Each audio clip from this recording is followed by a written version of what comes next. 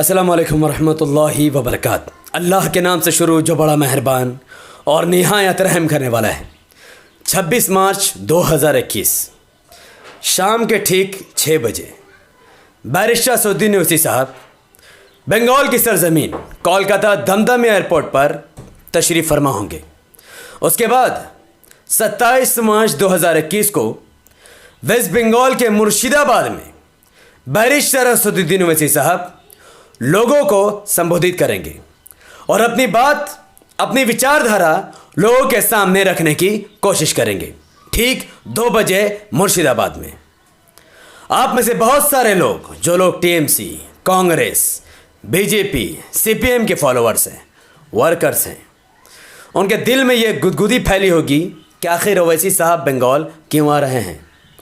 जब मुसलमान होंगे वो कहेंगे कि वो वोट काटने आ रहे हैं, और जो हिंदू होगा वो कहेगा कि मुसलमानों के प्रति कट्टरपंथ वोट कहने आ रहा है। लेकिन बैरिस्टर असदुद्दीन ओवैसी साहब बंगाल में ना वोट काटने, ना किसी को हराने और ना किसी को जिताने आ रहे हैं, बल्कि वह कहते हैं, ये उनकी सोच, ये उनकी विचारधारा है। वो कहते हैं कि ना वो किसी का खेल बिगाड़ने और ना वो किसी का खेल बनाने आ रहे हैं, बल्कि बैरिस्टर असदुद्दीन ओवैसी साहब आप में से हर एक व्यक्ति को पॉलिटिक्स सिखाने आ रहे हैं। आप में से हर व्यक्ति को नेता बनाने आ रहे हैं। आप में से हर व्यक्ति को सही और गलत में इम्तियाज करना सिखाने के लिए आ रहे हैं। असदुद्दीन ओवैसी साहब चाहते हैं कि हर स्टेट में 70 साल से लोग, चाहे कांग्रेस को वोट देते हो, चाहे टीएमसी या बीजेपी या फिर CPM, maximum majority of the people एक गुंडे को वोट देकर जिता देते हैं, क्योंकि उनको पॉलिटिक्स करना या फिर पॉलिटिकल फील्ड के बारे में कोई भी तजुर्बा नहीं है। इसलिए गुंडे, मवाली, चोर उचक्के काउंसिलर, एमएलए और एमपी बन जाते हैं। और इसका सबसे बड़ा उदाहरण एक चाय वाला नरेंद्र मोदी और एक तड़ी पार अमित शाह है, जो आज देश का प्राइम मिनिस्टर और एक देश का होम मिनिस्टर बना हुआ है। यह इसलिए क्योंकि लोगों के पास ऑप्शन नहीं है, ना लोग इस फील्ड के बारे में कुछ जानते, इसीलिए वो गुंडे, मवाली, चाय वाला, तड़ीपार, जिसको तिसको वोट देकर अपना भविष्य और अपने बाल बच्चों का भविष्य को बर्बाद कर देते हैं। बैरिस्टर असदुद्दीन ओवैसी साहब चाहते हैं कि आप में से हर एक इंसान जो बलात्कार के खिलाफ, भ्रष्टाचार के खिलाफ, करप्शन के खिलाफ, अन्याय के खिलाफ, महिलाओं के ऊपर हो रहे अत्याचार के खिलाफ, जो लोग देश को बचाने चाहते हैं, जो लोग देश को उद्धार करना चाहते हैं, जो लोग देश में उन्नति देखना चाहते हैं, देश में विकास देखना चाहते हैं, गरीबों के लिए लड़ना चाहते हैं, वो लोग पॉलिटिक्स के बाहर आकर नहीं बल्कि पॉलिटिक्स के अंदर आकर लड़े हैं। असदुद्दीन ओवैसी साहब चाहते हैं कि पॉलिटिक्स के अंदर घुसे हुए गुंडे और गंदगी का सफाया करने वो वेस्ट बंगाल भी क्या, भारत के हर राज्य में जाएंगे और उन गुंडे का सफाया करके स्टूडेंट्स को और पढ़े लिखे लोगों को नेता बनाना चाहते हैं। इसी मकसद से बैरिस्टर असदुद्दीन ओवैसी साहब मुर्शिदाबाद आने वाले हैं। ऑल इंडिया मजलिस इत्तेहादुल मुस्लिमीन वेस्ट बंगाल के 294 के 94 सीटों पर चुनाव नहीं लड़ेगी। जी हिंदुस्तान ने यह बात आपको बताई। एक नेशनल चैनल, गोदी चैनल, उसने ये कहा कि एमआईएम 13 सीटों पर चुनाव लड़ेगी। ये भी अनऑफिशियल स्टेटमेंट है। एमआईएम के किसी वर्कर, एमआईएम के किसी नेता ने यह बात नहीं कही। बैरिस्टर असदुद्दीन ओवैसी साहब 27 मार्च 2021 दिन के 2 बजे दोपहर में मुर्शिदाबाद में लोगों को अपनी बात रखने की कोशिश करेंगे। उसके बाद वो खुद इस बात का फैसला लेंगे कि वो पूरे बंगाल में कितने सीटों पर चुनाव लड़ेंगे। वेस्ट बंगाल में मुर्शिदाबाद ऐसी जगह है जहां पर सबसे ज़्यादा लोगों को धोखा दिया गया। स्कूल, कॉलेज, हॉस्पिटल का कोई अता पता नहीं। मुर्शिदाबाद के लाखों लोग हर साल अपने घरों को छोड़कर बाहर काम करने पर मजबूर है, क्योंकि बंगाल की रूढ़ी सत्ता उन पर ध्यान नहीं देती है, सिर्फ उनका वोट लेती है। और ऐसी उम्मीद की जा रही है और हम रिक्वेस्ट करेंगे कि बैरिस्टर असदुद्दीन ओवैसी साहब, जैसा कि हम लोगों ने देखा कि सीमांचल जैसे पिछड़े इलाकों में इलेक्शन लड़कर आज वहां पर विकास का काम किया जा रहा है, उसी तरीके से मुर्शिदाबाद या फिर पूरे बंगाल में जिन सीटों पर मुस्लिम, दलित, आदिवासियों की हालत बद से बदतर कर दी गई, बीजेपी से डरा डरा कर उनको वोट लिया गया, बदले में ना स्कूल, ना कॉलेज, ना हॉस्पिटल को दिया गया, ऐसे इलाकों पर जिनकी हालत बद से बदतर कर दी गई है, एमआईएम वहाँ पर इलेक्शन लड़ेगी। लेकिन कितनी सीटों पर और कब इसका फैसला होगा, ये बात खुद असदुद्दीन ओवैसी साहब ही आपको बता सकेंगे। इंशाअल्लाह उम्मीद है अगर ये रैली हुई, सब कुछ सही तरीके से चला, असद साहब से मुलाकात हुई, तो वो अपनी बातों को लोगों को रखेंगे और इस बात का फैसला करेंगे। तो मैं फिर कहता हूँ, एमआईएम के इलेक्शन लड़ने से किसी भी हाल में बीजेपी का फ़ायदा नहीं हो सकता है, क्योंकि मुर्शिदाबाद टीएमसी, कांग्रेस और सीपीएम का गढ़ है और वहाँ पर सबसे ज़्यादा सीट कांग्रेस ने ही जीती है और वहाँ पर टीएमसी की भी सीटें हैं और वो लोग बीजेपी से डरा कर कई सालों से लोगों से वोट ले रहे हैं, लेकिन काम नहीं करे, क्योंकि जितने का बाद वो कहते हैं हम तो बीजेपी को हराने के लिए वोट लिया था, तो स्कूल कॉलेज की क्या बात करते हो। लेकिन अब लोग वोट करेंगे स्कूल के नाम पर, मुर्शिदाबाद के लोग वोट करेंगे हॉस्पिटल के नाम पर, और वो लोग वोट करेंगे न्याय के नाम पर, करप्शन हटाने और बलात्कार ख़त्म करने के नाम पर। अब बीजेपी को हराने के लिए या फिर किसी को जिताने के लिए वोट नहीं होगा।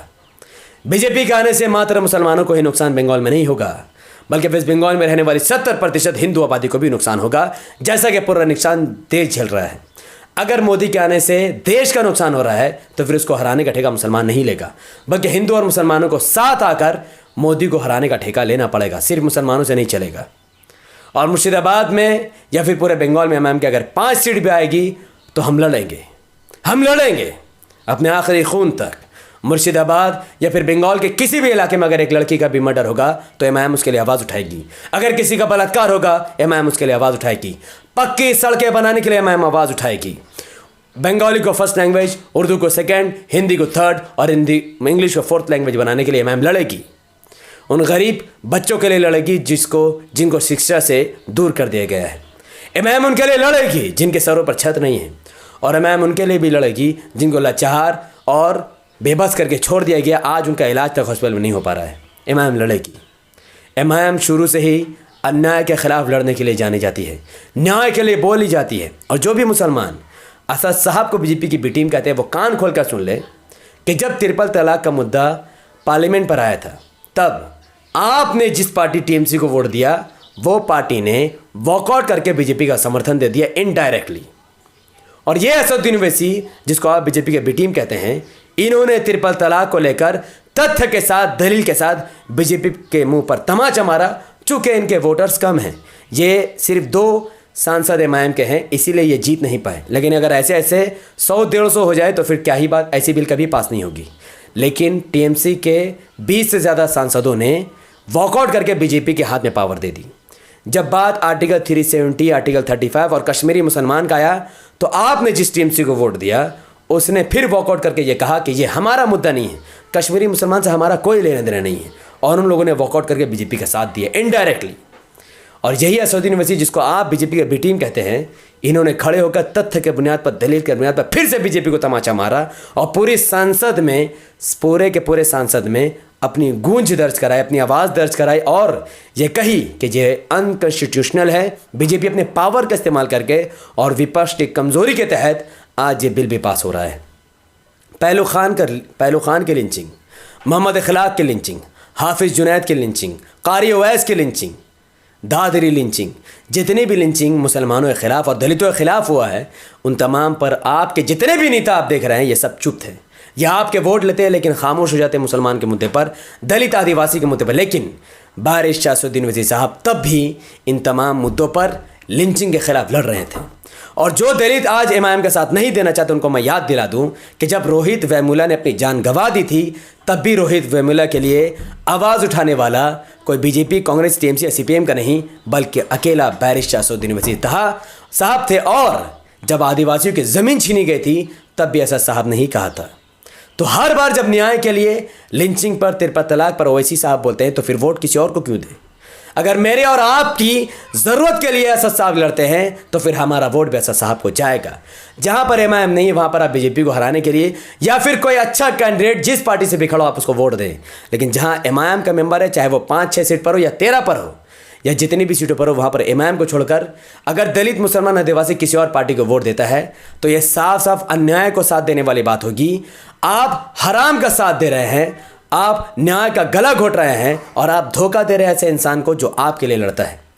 तो मेरा वोट, अगर मेरे कंस्टिट्यूंसी में एमआईएम लड़ेगी तो मेरा वोट एमआईएम को होगा। अगर वो नहीं लड़ी तो लाचार होकर मैं टीएमसी को ही वोट दूंगा। और मेरे जितने भी दोस्त यार होंगे, जितने रिश्तेदार होंगे, मैं उन सब से अपील करूंगा, अगर एमआईएम वहाँ पर नहीं तो आप टीएमसी को वोट दे या जिसको भी वोट दे। लेकिन अगर एमआईएम आपके यहाँ है और वो जीतने के चांसेस हैं तो आप प्लीज़ एमआईएम को ही वोट दें, क्योंकि बैरिस्टर असदुद्दीन ओवैसी साहब के हाथ मजबूत होंगे, उनके पास एमएलए ज़्यादा, एमपी ज़्यादा होंगे, तब और ताकत के साथ वो बीजेपी से लड़ेंगे। क्योंकि अकेला ये बंदा बीजेपी से लोहा ले रहा है और ये इसकी जिम्मेदारी नहीं है, यह आप सबकी जिम्मेदारी है कि आप सब भी बीजेपी से डरना बंद करके बीजेपी से लड़ना शुरू करें, एमआईएम ज्वाइन करें और मजलिस की ताकत को ज़्यादा से ज़्यादा बढ़ाकर बीजेपी से लड़ने की इस लड़ाई में, देश को बचाने की इस लड़ाई में, मजलूम मुस्लिम, आदिवासी और दलित को बचाने के लिए एमआईएम के साथ जुड़ें। बहुत बहुत शुक्रिया। इस वीडियो को ज़्यादा से ज़्यादा आपको आज ही रात तक फैलाना पड़ेगा, तो इस वीडियो को आप लाइक कीजिए, शेयर कीजिए, कमेंट कीजिए। यूट्यूब का एल्गोरिथम कहता है कि जब किसी वीडियो पर लाइक, शेयर और कमेंट आते हैं तो यूट्यूब ऐसे वीडियो को लाखों लोगों तक पहुंचा देता है। तो आप इसको लाइक कीजिए, शेयर कीजिए, कमेंट कीजिए। हमारे चैनल द पॉलिटिकल को सब्सक्राइब कीजिए, बेल आइकन को हिट कीजिए। मुझे अपनी दुआ में याद रखें। बहुत बहुत शुक्रिया और हमेशा न्याय का साथ दें। किसी से डरने की ज़रूरत नहीं है, क्योंकि अगर डरना है तो सिर्फ अल्लाह से डरे, ना टीएमसी, ना बीजेपी, ना सीपीएम, ना आरएसएस से। अस्सलाम वालेकुम रहमतुल्लाहि व बरकातहू। अल्लाह की सलामती, रहमत बरकत तमाम भाई और बहनों पर हो। मैं अल्लाह भी पे सुपौनस।